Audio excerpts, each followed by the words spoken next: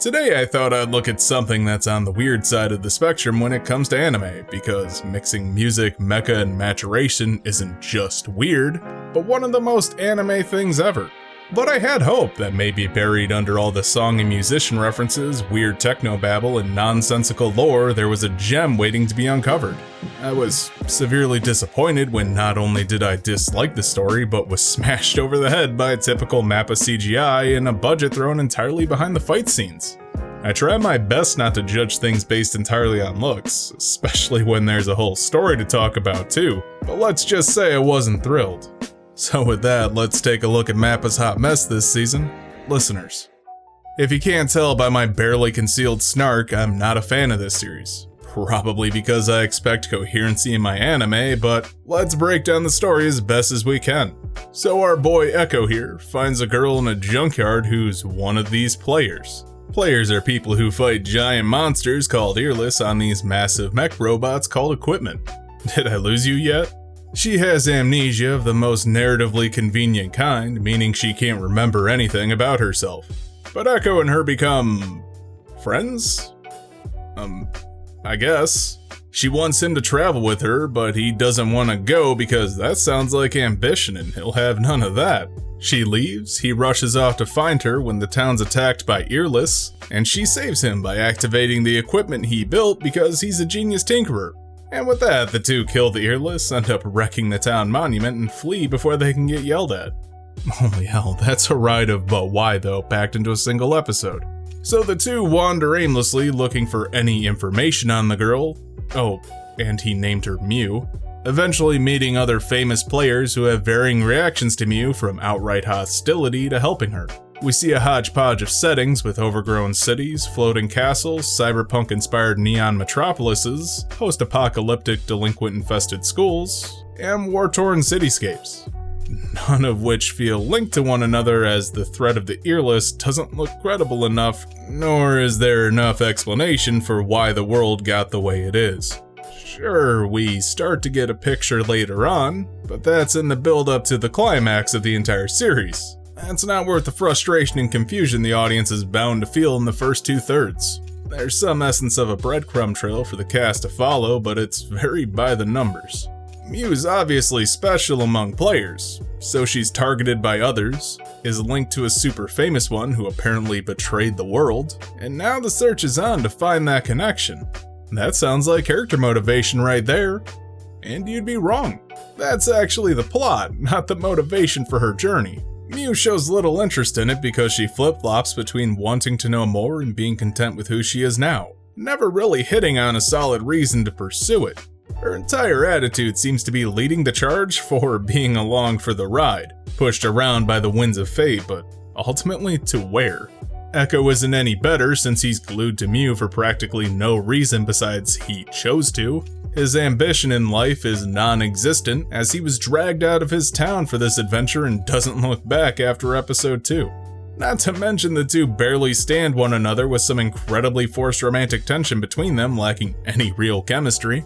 Honestly, if the two aren't just having a normal conversation about what the fuck they're actually doing with their lives, they're arguing about something pointless.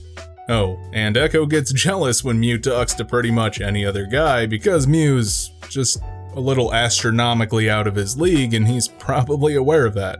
Every episode they're either fighting or looking for a reason to leave one another, only to decide they'd rather stay. This understandably leaves the story with a big line of question marks in the outline, as the cast has no real tangible end goal, can't be bothered to care, can't even find a reason to stick to each other, and venture onward despite that. But surely there's other redeeming factors, right? Let's talk about some things I have some serious issues with. And buckle up if you thought I was bitching before. I can't tell if players are meant to be special or a dime a dozen. Are they celebrities or foot soldiers? Is it just a select few who become famous? As a matter of fact, what the hell even are players? And why do they spontaneously generate these jacks in their body for syncing up with these entirely man-made mechs?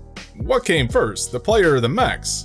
If there's literally schools churning these players out, how bad can the earless problem be? Because you'd think that the world would be in a massive warlike state. not having these futuristic and thriving spots of civilization living pretty decent lives. Meaning not like London during the Blitz.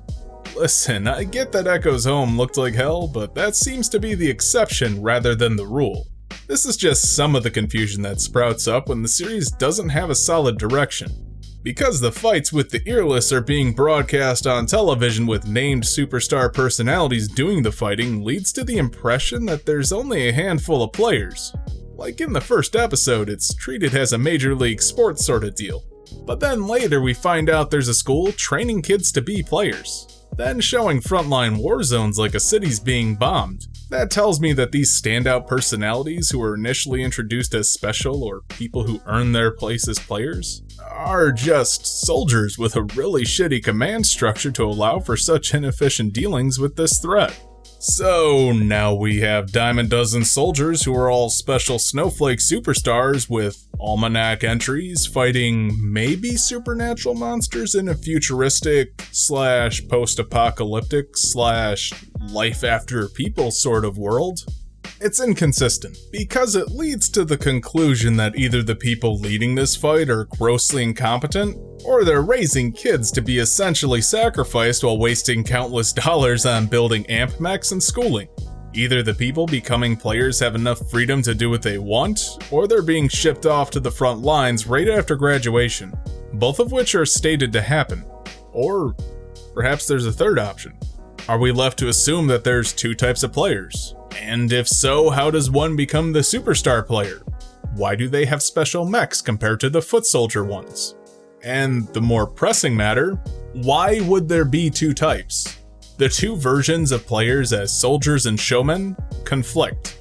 They don't mesh together, creating some glaring flaws in just how this world works on top of a setting that feels less diverse with intent and more cobbled together from a mess of ideas. Now suppose there is an explanation for all of this. If you have to wait over halfway through a series for it to make sense, I consider that a failure, especially if you're trying to make sense and not being like a psychological thriller show that's meant to be confusing. If I'm asking basic questions for episodes on end, that's a problem. And if you're just paying attention to the fighting, I'm sure it's fine, but ultimately I care about the story being told. If the series can't even present to me a consistent idea for the premise, what does that tell me about the rest of the story? And if you're still questioning why people might view this as an issue, ask yourself why we don't cover wars in the same context or tone as a sporting event in this world. Because it undercuts the seriousness of the situation. And for this series, it's supposed to be serious. Then there's the whole idea of music being a major theme. We have players entertaining an audience of earless with their amp and speaker-themed equipment. The characters constantly make musical references, despite music apparently not existing in this world. But in our haste to tie everything together with a rock music theme, no one ever stopped to ask why, as none of this really has a deeper meaning. Why are they called earless? Why are the players riding amp robots? Why the musical references? This series doesn't really do anything to make those choices significant.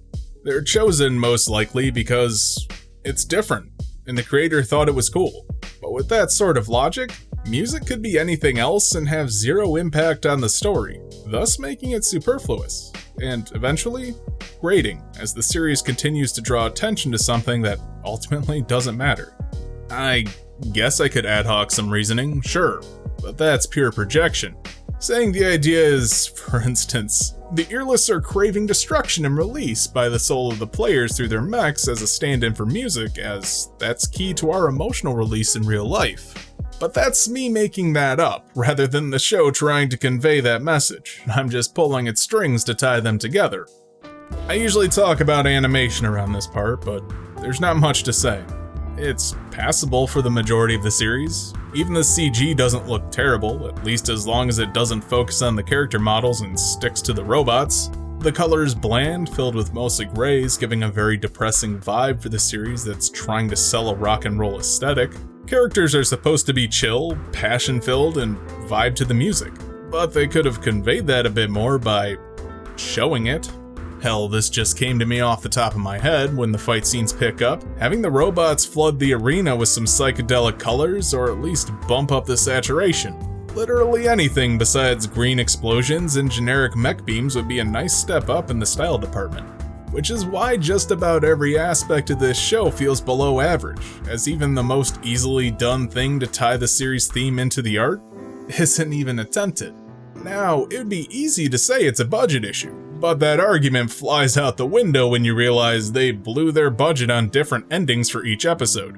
Both animation and songs, which cost a ton. That money could have easily been thrown at making the series itself look better. So let's give the obvious conclusion. Listeners is a hot mess. I can't recommend this series. If you're a fan of giant robots, there are better options out there. If you're a fan of music anime, there are ones with better song variety, plot, and characters.